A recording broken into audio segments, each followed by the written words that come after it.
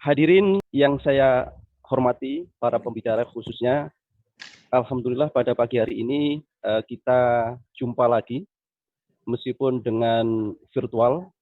Semoga tidak mengurangi esensi dari diskusi pagi sampai siang hari nanti yang akan kita lakukan. Forum Doktor Muslim Peduli Bangsa pada pagi hari ini mengambil tema yang cukup menjadi perdebatan yang sangat luar biasa, yaitu rancangan undang-undang haluan ideologi Pancasila. Wajib ditolak. Kenapa? Jadi nanti para pembicara yang sangat ahli, sangat pakar, cukup banyak tulisannya, sangat luar biasa, nanti akan memberikan satu deskripsi, kemudian mampu memberikan nanti harapan kita satu ulasan-ulasan. Apa sesungguhnya rancangan undang-undang haluan ideologi Pancasila ini. Meskipun disampaikan oleh Menko Polhukam yang mewakili pemerintahan bahwa RUU HIP ini ditunda. Meskipun di tengah pandemi yang sekarang sangat luar biasa, COVID-19, pertanyaannya cukup simpel. Beberapa rancangan undang-undang ini senantiasa di-split atau dimasukkan, baik itu secara paksa ataukah secara kesengajaan, padahal justru kita ini kondisinya lagi kurang baik secara nasional, internasional. Bahkan kondisi kita ini kondisi yang lagi sangat terpuruk kalau secara kesehatan maupun secara ekonomi. Tapi di sisi yang lain, justru rancangan undang-undang haluan ideologi Pancasila ini seakan-akan dalam tanda kutip ini dipaksakan untuk dibahas dalam kondisi yang sangat tidak memungkinkan ini. Oleh karena itu, ini bahasan yang sangat urgent. Kenapa demikian? Karena ada indikasi rancangan undang-undang haluan ideologi Pancasila ini seakan-akan ini tidak pro kepada Islam.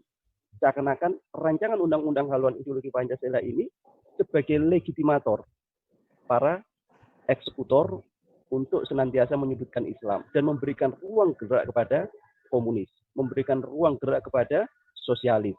Karena ini ada beberapa pasal-pasal yang itu disisipkan pada rancangan undang-undang haluan ideologi Pancasila yang sekarang lagi terjadi kontradiksi. Oleh karena itu, saya beberapa kali mengutarakan bahwa ada apa sebenarnya rancangan undang-undang haluan ideologi Pancasila ini santer dibahas. Kemudian ada penolakan, ada pro, ada kontra. Oleh karena itu, nanti akan kita ulas dengan pemateri-pemateri yang sangat kompeten pada pagi sampai siang hari nanti ini. Semoga para pemirsa sekalian bisa percerahkan pada Forum Doktor Muslim Peduli Bangsa yang kelima ini.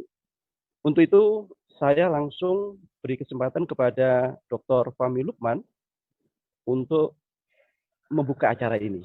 Kebetulan Dr. Fahmi Lukman ini adalah mantan atase pendidikan, ya dok ya, atase pendidikan di Kairo, mantan atase. Sekarang beliau pengampu dosen bahasa Arab di Universitas Pajajaran. Dr. Fahmi Lukman, kami persilakan dok untuk membuka acara ini. Bismillahirrahmanirrahim. Assalamualaikum warahmatullahi wabarakatuh. Waalaikumsalam warahmatullahi wabarakatuh. Alhamdulillah, alhamdulillahi rabbil alamin, wassalatu wassalamu ala asrafil anbiya'i wal mursalin, wa ala alihi wa ashabihi ajma'in. Asyhadu an la ilaha illallah wahdahu la syarika lah, wa asyhadu anna Muhammadan abduhu wa rasuluhu la nabiyya ba'da. Yang mulia, para profesor, para doktor, dan para intelektual dari Sabang sampai Merauke, izinkan saya menyampaikan beberapa pokok-pokok pikiran terkait dengan kondisi realitas politik dalam berbangsa dan bernegara saat ini di tanah air yang kita cintai.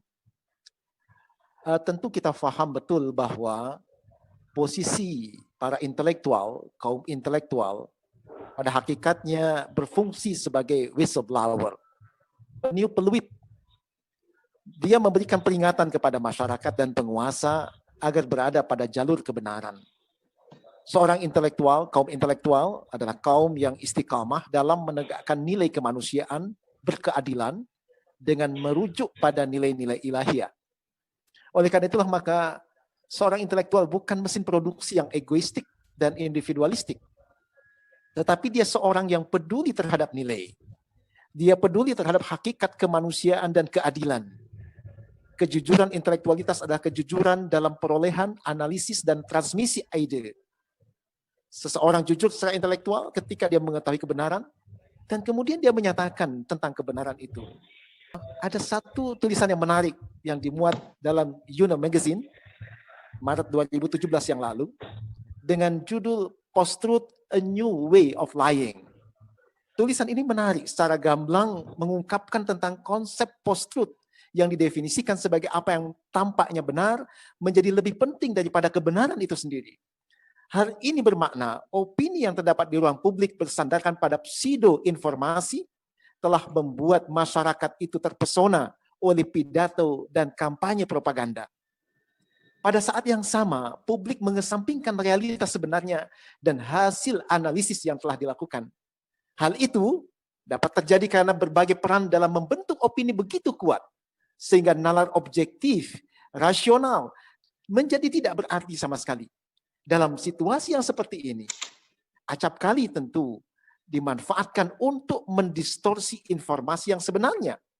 Fakta objektif memiliki pengaruh yang lebih kecil. Oleh sebab itulah maka post-truth seringkali disebut sebagai media cara baru untuk berdusta.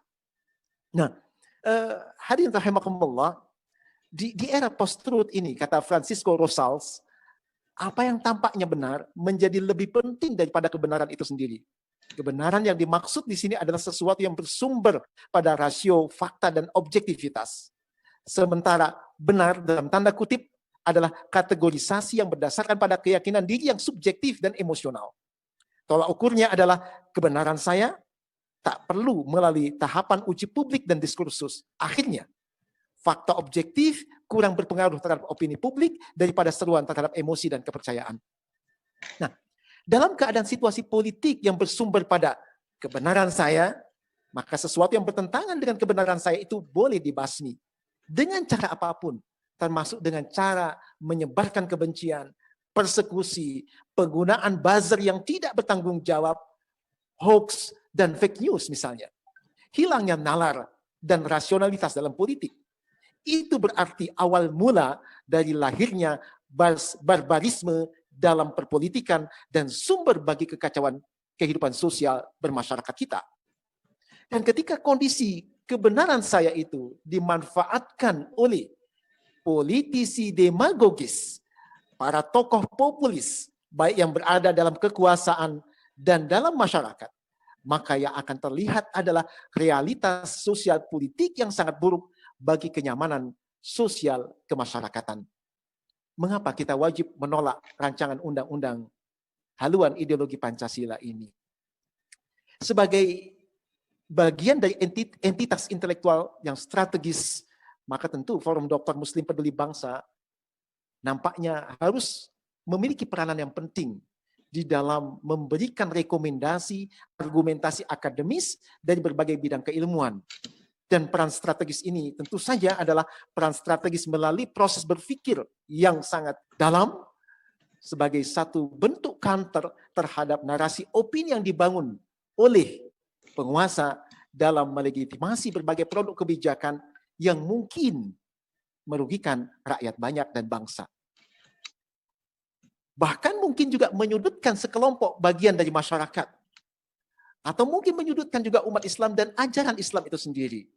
Bahkan memungkinkan juga kemudian dalam konteks ini, apa yang kita bahas pada hari ini menjadi satu bagian dari naskah akademik yang menjadi bantalan produk legislasi nasional ke depan.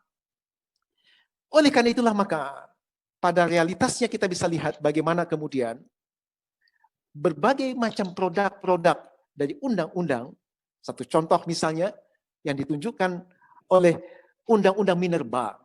Bagaimana Undang-Undang Minerba ini disahkan pada saat ketika COVID-19 sedang merebak. Sebuah situasi yang luar biasa, undang-undang ini disahkan oleh DPR. Dalam konteks Undang-Undang Minerba misalnya, pemberi izin pertambangan, dalam hal ini penguasa tidak bisa dituntut, disebabkan oleh berbagai macam aspek yang lain. Dan aroma dari Undang-Undang Minerba ini nampaknya berpihak kepada kapitalisme, berpihak kepada liberalisme dan sekularisme.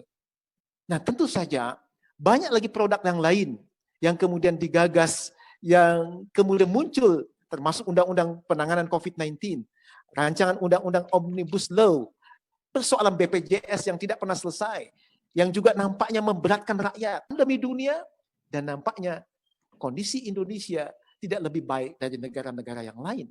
Bapak, Ibu, para profesor, para intelektual, rahimakumullah, saya melihat bahwa kapitalisme, liberalisme, sekularisme sebagai ideologi, dan sosialisme, komunisme, ateisme juga sebagai ideologi telah gagal di dalam mengayomi dunia yang berkeadilan, berkemanusiaan yang fitrah, berkesejahteraan.